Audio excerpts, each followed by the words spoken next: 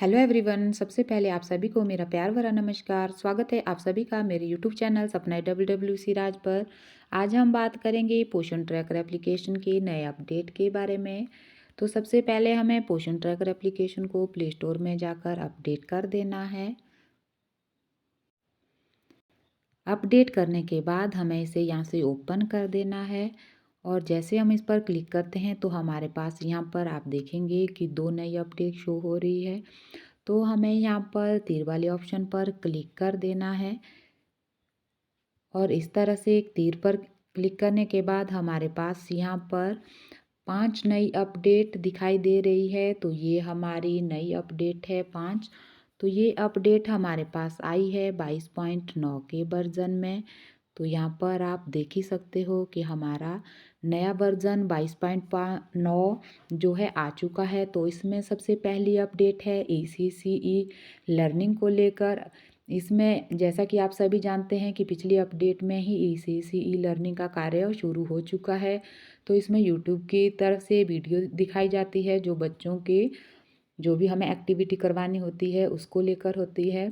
और दूसरी हमारी अपडेट है mobile number change during verification से लेकर कि अब लाभार्थी के मोबाइल नंबर की वेरिफिकेशन चेंज कर दी गई है। और तीसरी अपडेट है हमारी EKYC इशू को लेकर।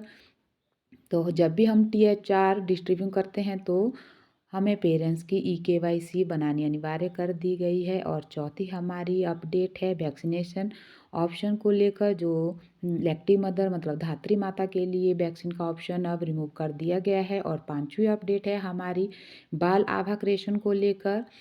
तो ये हमारी नई 5 अपडेट है। तो वक्त ज़ाया न करते हुए हम यहाँ से इसे बैक कर देते हैं और वीडियो में आगे बढ़ते हैं। तो इसके लिए हमें सबसे पहले पोषण ट्रैकर एप्लीकेशन को ओपन कर देना है। जैसे हमारा पोषण ट्रैकर एप्लीकेशन ओपन हो जाएगा तो इस तरह से पेज खुलेगा। तो हमें यहाँ पर बहुत सारे ऑप्शन दिखाई देंगे। तो सबसे पहले हमें डेली ट्रैकिंग पर क्लिक कर देना है। जैसे कि आप सभी बहनें जानती हैं कि ECCE लर्निंग जो हमारी कंप्लीट करनी होती है हमें हर रोज़। तो हमें यहाँ पर क्या करना होता है कि ECCE लर्निंग पर क्लिक करना होता है और नेक्स्ट पर जाना होता है। इस तरह से यहाँ पर हमें कुछ एक्टिविटी शो हो जाएगी। तो इस तरह से आप यहाँ पर देख पाएंगे कि ECCE टुडे लर्निंग के लिए यहाँ पर हमारे पास एक्टिविटी दी गई है। 5 एक्टिविटी दी गई है। 5 में से हमें कोई भी 2 एक्टिविटी कम से कम करनी ही पड़ेगी। आप उससे ज़्यादा भी कर सकते हो। तो यहाँ पर आप देखेंगे कि एक्टिविटी में हमें वीडियो दिखाई दे रही है। तो यहाँ पर यूट्यूब से वीडियो दिखाई देती है और हमें जो भी एक्टिविटी यूट्यूब की वीडियो में दिखाते हैं वही एक्टिविटी बच्चों को करवानी होती है आंगनवाड़ी सेंटर में। तो ये ऑप्शन हमारे पास आ चुका है। अब हम इसे बैक कर देते हैं और आप कंप्लीट किए हुए ECCE की डिटेल यदि देखना चाहते हो तो यहाँ पर क्लिक कर देना है। तो जैसे हम इस पर क्लिक करते हैं ये देखिए इस पर क्लिक करने पर यह ओपन हो जाता है। तो इसे थोड़ी देर के लिए आप प्रेस करके रखिए तो यह इस तरह से ओपन हो जाएगा और हमें शो हो रहा है कि हमने फरवरी में कितनी कंप्लीट की हुई है ECCE लर्निंग की गतिविधि। और यदि हमने इनकम्प्लीट की हुई है तो हमारी इस तरह से रेड कलर में शो हो जाएगी। यहाँ पर आप देख पा रहे होंगे जो भी हमने एक्टिविटी कंप्लीट की है तो वो इस तरह से कंप्लीट वाला इस तरह से नीले रंग में या कलर में आ जाएगा। तो इस तरह से आपने ECCE लर्निंग की एक्टिविटी हर रोज़ पूर्ण कर देनी है। तो ये थी हमारी पहली अपडेट। दूसरी अपडेट के लिए हम बैक कर देंगे और होम वाले पेज पर आ जाएंगे। होम वाले पेज पर आने के बाद हमें बेनिफिशियरी वाले कॉलम पर क्लिक कर देना है।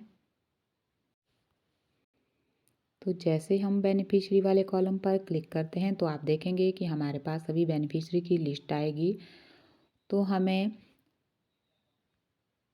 6 मंथ थे 3 ईयर के बच्चों पर क्लिक कर देते हैं। तो यहाँ पर हम चेक करेंगे कि हमारा जो मोबाइल नंबर वाला ऑप्शन है वो चेंज हो चुका है। तो जैसे हम यहाँ पर वेरीफाई वाले ऑप्शन पर क्लिक करते हैं तो आप देखेंगे कि यहाँ पर क्या शो होता है।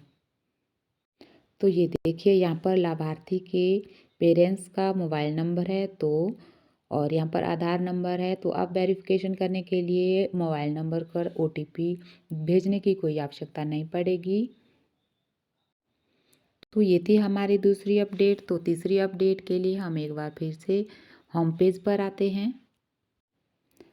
तीसरी अपडेट है हमारी eKYC को और फेस ऑथेंटिकेशन को लेकर। तो इसके लिए आप देखेंगे कि हमने आज आंगनबाड़ी सेंटर में बच्चों की फ़ोटो कैप्चर की हुई है।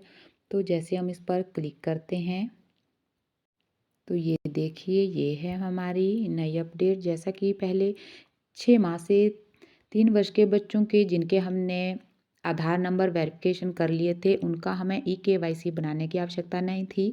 लेकिन अब हमें सभी की eKYC बनाने के लिए कह दिया गया है कि अब हमें सभी बच्चों के पेरेंट्स की eKYC बनानी होगी।